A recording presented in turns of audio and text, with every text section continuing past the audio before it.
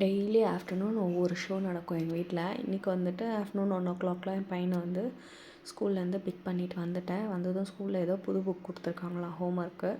அதை தான் வந்து ஓப்பன் பண்ணி காட்டிகிட்டு இருந்தார்.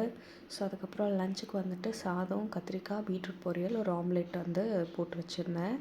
ஸோ அதை வந்து அவனே சாப்பிடுவான். அவனே சாப்பிட்டான்னா பீட்ரூட் தான் முக்கால்வாசி சாப்பிட்டுட்டு மீதியெல்லாம் அப்படி கீழே சிந்தி வச்சுடுவான்.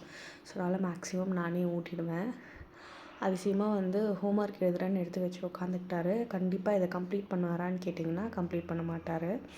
நான் போட்ட ரைஸில் ஒரு பாதி ரைஸு, பீட்ரூட்டு, ஒரு ஆம்லேட் எப்படியாவது காலி பண்ண வச்சுருவேன். ஸோ இதெல்லாம் சாப்பிட்டு முடிச்சுட்டு அவர் விளையாட ஆரம்பிச்சிட்டாரு. ஸோ அவர் விளையாடுற கேப்பில் வந்துட்டு என்னோடய லஞ்சை முடிச்சுட்டு அதுக்கப்புறம் தூங்க வைக்க வேண்டியது தான். ஸோ ஒரு நாளைக்கு 2:30, ஒரு நாளைக்கு 3 அந்த மாதிரி ஆகிடும் அவன் தூங்குறதுக்குள்ளே.